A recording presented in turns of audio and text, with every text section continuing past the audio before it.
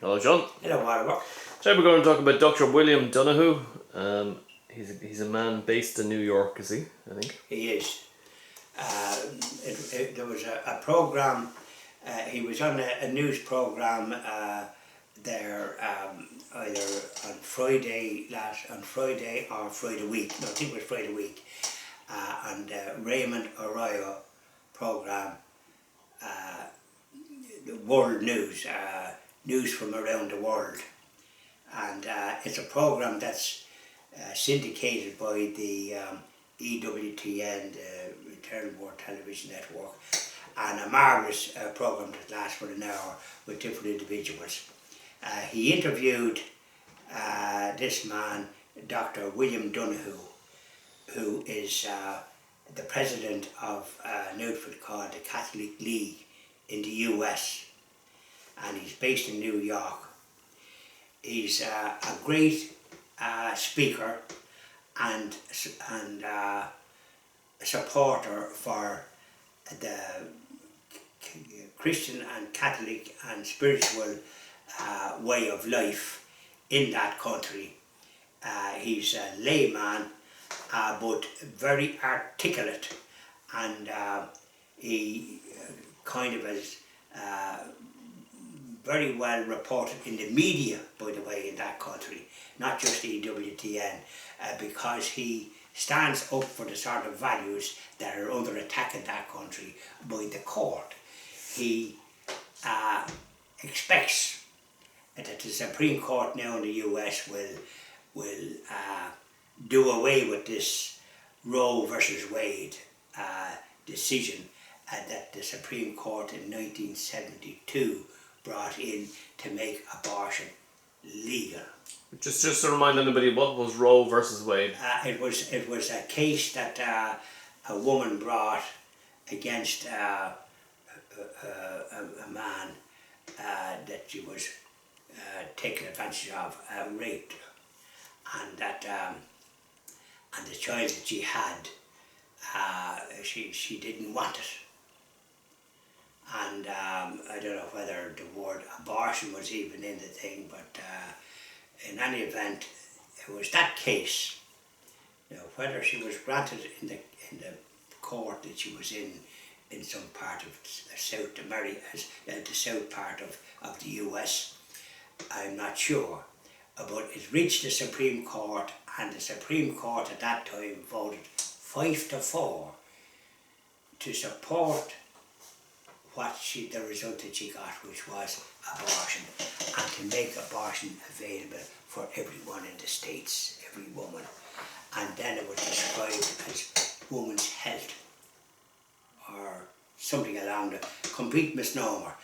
And it has been resisted ever since by the pro-life people in that country and various spokespeople down the years, with the result now that over 50% of voters in the US now are pro-life, because the evidence has been so overwhelming that what the abortion industry is like, it's like an industry, that there's body parts being sold and all the rest of it, and the women that have this have not given any choice, and when they have the medical problems subsequently and the mental and spiritual and emotional problems, they get no succour from the abortion providers and the people that have encouraged them along this path. They have to go elsewhere, usually to Catholic and Christian organisations and people of goodwill that want to help them, because and psychiatrists and various other people, they have medical problems. They have to go to doctors to have the harm done that was done to their bodies, because it interferes with their business to have children when they do want to have children.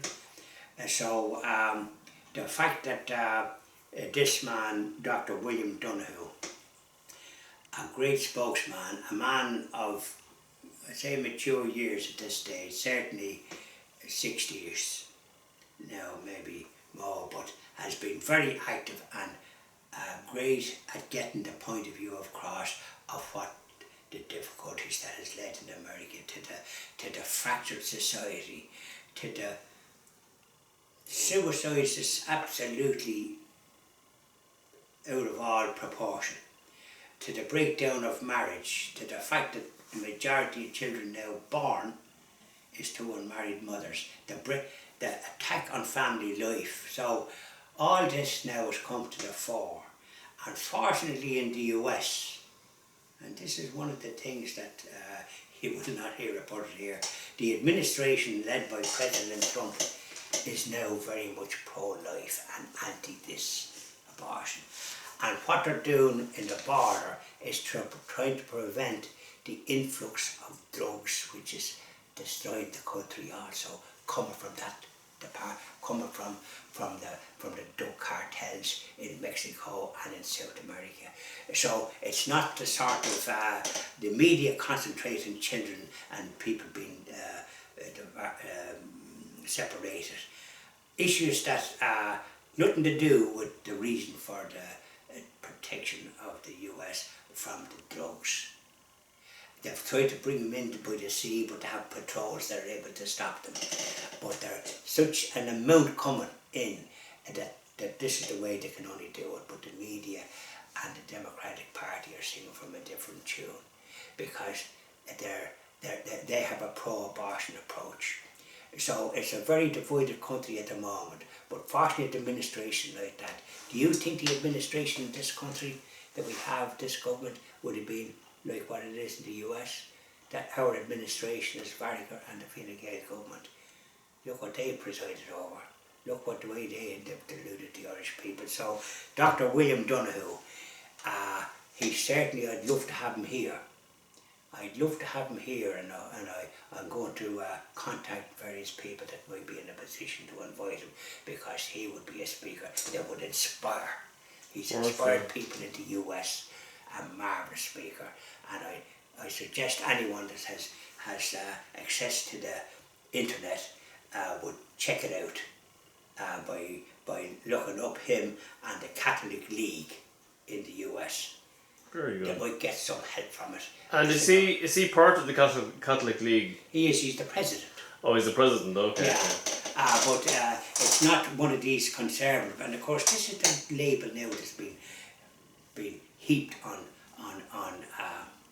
Catholics and Christians, that somehow or other that they're illiberal. Or not the word. What's the word? That they're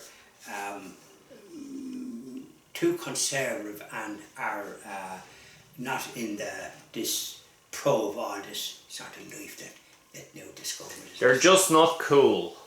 I think that's the way it is. Well, now there's ads, by the way, in the EWTN describing it as being cool to be Christian and being Catholic.